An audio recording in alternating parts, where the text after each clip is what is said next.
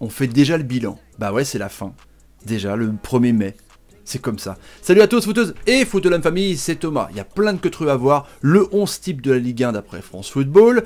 Ouais. Les 3 meilleurs joueurs de la Ligue 1, le meilleur coach, le meilleur passeur, les meilleurs buteurs, les stats collectives par club, hein, les plus gros cartons de but aussi, les stats individuelles, qui a marqué le plus de cartons jaunes. Voilà, truc de ouf, gros programme les amis. Donc n'hésitez pas d'abord à bombarder la barre des likes, vous pouvez le faire.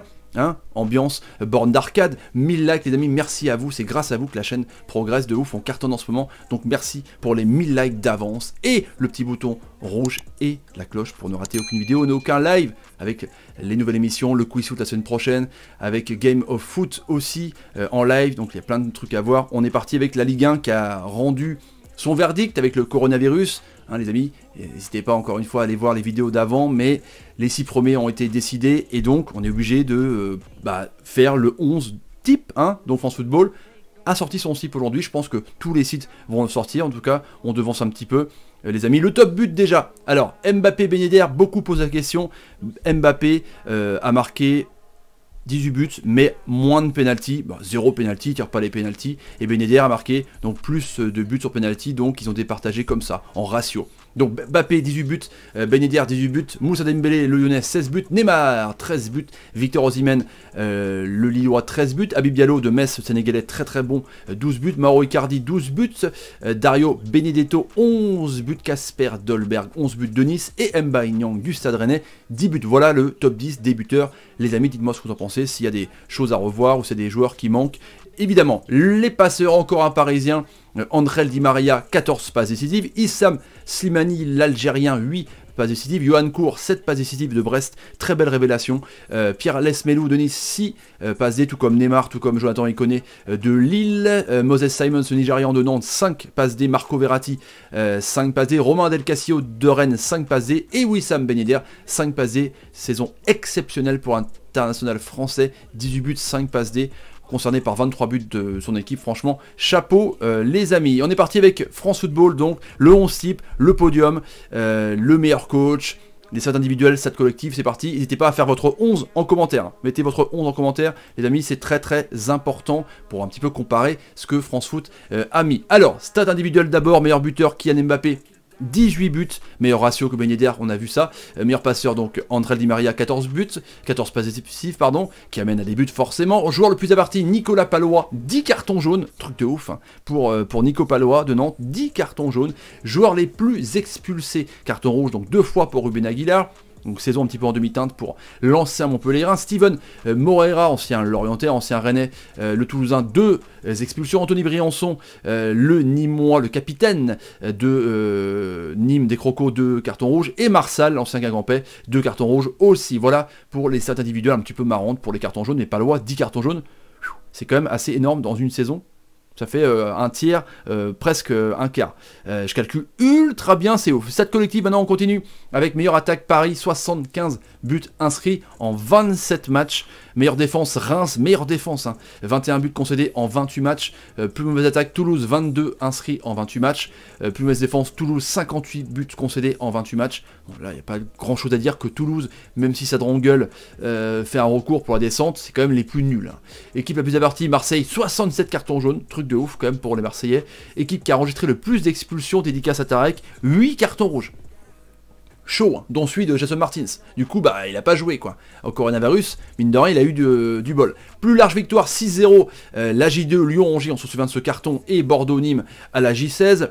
Et match le plus prolifique, 8 buts, Amiens-PSG à la J25, c'était juste incroyable. Du Netflix de ouf, ça nous manque, évidemment. Allez, on est parti pour le 11 avec le gardien, surprise ou pas. On avait dit donc meilleure défense de la Ligue 1, Rajkovic, 5,96. Il en fait partie évidemment pour ses statistiques avec Abdelhamid, avec Dissassi. Gardien exceptionnel qui a remplacé Edouard Mendy parti à Rennes, donc encore une bonne pioche pour Reims. Il était pisté par Nice en cas de départ de Benitez, mais je pense qu'ils pourront le garder vu qu'il y a une coupe d'Europe à jouer les amis, donc voilà, 5,96 pour Rajkovic, mettez-moi si vous êtes d'accord ou pas les amis. Latéral gauche, surprise pour moi un petit peu, fait tout, Mawassa du Stade Rennais, 5,59. Alors il a joué à tous les postes un petit peu, hein. À Nîmes il était surtout latéral, mais à Rennes il avait été justement ailier gauche. Il peut faire les deux, défenseur moderne qui monte, qui centre, pleine balle, qui marque aussi des buts de ouf. Je sais pas s'il avait fait exprès, on s'en souvient de ce coup de pétard. Donc 5,59 pour Mawassa, il lui reste un an de contrat, faut peut-être penser à le prolonger aussi pour les Rennais en Champions League. Défense gauche 5,64, Younis Abdelhamid, exceptionnel franchement, il est heureux à Reims, il a été interviewé pas mal de fois, parce qu'il y a pas mal de clubs qui s'intéressent à lui, mais il veut rester avec sa famille à Reims, en tout cas dans le foot, tout va très vite, il coûte pas non plus très cher, entre 5 et 8 millions d'euros, donc voilà pour Younis Abdelhamid, 5,64, à côté il y a l'ami Thiago Silva, j'aurais plus mis moi un Marquinhos, on verra justement sur le banc, 5,75 pour O Monstro.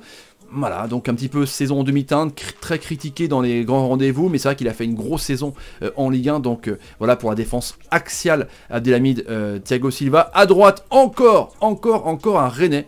En même temps, ils sont 3e. 5,41 pour Amari Traoré, le Malien. Pareil, qui est pas en partance, mais pisté par le PSG, notamment pour faire une sorte de doublure à droite. Donc, dites-moi ce que vous en pensez. Mais une défense, Abdelhamid, Thiago Silva, Traoré, Mawassa et Rajkovic dans les cages, ça a quand même de la gueule. C'est un 4-4-2 que présente France Football avec le milieu Marco Verratti, 6 tourons. Moi j'adore ce joueur, techniquement c'est ouf, je l'ai vu de mes propres yeux en bas de terrain, tu sais, quand tu vas en latéral, c'est impressionnant, le mec, personne ne peut lui prendre le ballon, il peut dribbler dans une cabine téléphonique, voilà, un truc de ouf. S'il avait une hygiène de vie un peu meilleure, peut-être qu'il serait encore plus au niveau international comme on le souhaite, mais s'il n'y a pas cette hygiène de vie à Ripou, peut-être qu'il serait pas aussi bon sur le terrain. L'un va pas sans l'autre en tout cas. Donc 6 pour Marco Verratti, on verra les 3 meilleurs joueurs de podium de la Ligue 1. Camavinga, Eduardo, 16 ans, il a commencé 17 ans maintenant, 6,13, énorme note les amis. Le milieu de terrain rennais, révélation, pisté par le Real Madrid pour 50 millions d'euros. Je pense qu'il restera un an à Rennes pour faire la Champions League. International espoir, enfin... Il a tout vécu le gamin. En plus, Nzonzi lui a permis un petit peu de sécuriser et de se projeter un peu plus, parce qu'il est très très bon dans les raids, on s'en souvient, ce but contre Lyon. Donc voilà, Camavinga, 6-13 directement de révélation à cadre de cette équipe de France Foot. Et les gauches, Neymar, évidemment, 6-0-7, comment ne pas le mettre Neymar, hein, même si c'est un petit peu controversé comme joueur, enfin c'est très clivant, t'aimes ou t'aimes pas, tu te détestes, mais c'est quand même un des 3 meilleurs joueurs du monde intrinsèquement, c'est un monstre. Que ce soit dans les dribbles, physiquement, voilà, il tient quand même la marée, même si il prend beaucoup de coups, mais c'est son jeu qui veut ça. En tout cas, quand il est en forme et quand il est décisif comme à Dortmund, c'est clairement un des tout top meilleurs du monde pour Neymar. Ailier droit, André Di Maria, je suis un grand fan, joueur pour moi sous-coté, le meilleur parisien, clairement, meilleur passeur, tireur de coups francs, ultra décisif les amis, hein. C'est un type, mais en or. C'est un type en or qui te donne des caviars de son pied gauche, t'as plus qu'à la mettre au fond. En plus, il dit jamais rien. Honnêtement, André Di Maria, 6,17, c'est une note énorme de moyenne sur les 27 matchs que Paris, il manque le PSG Strasbourg. Allez, les 2 attaquants de devant, il n'y aura pas trop de surprises avec Wissam Ben Yedder, le 2e meilleur buteur de la Ligue 1, qui est aussi dans le top 10 des meilleurs passeurs, 5,84. Alors on se demandait qu'est-ce qu'il allait foutre à Monaco, et putain il a été énorme, du coup il a retrouvé, en même temps il n'a pas non plus jamais été trop loin d'équipe de France, j'adore, hein, ancien joueur de futsal, technique, chirurgical devant le but, alors pisté par Barça, 80 millions d'euros comme plancé derrière Lautaro Martinez et l'ami Timo Werner. Restera-t-il à Monaco sans Coupe d'Europe? Ça, on verra bien les amis. Et l'attaquant droit, évidemment, c'est... Enfin, l'attaquant droit, ce 4-4-2, c'est Kylian Mbappé, 6,35. On verra si c'est la meilleure note ou pas.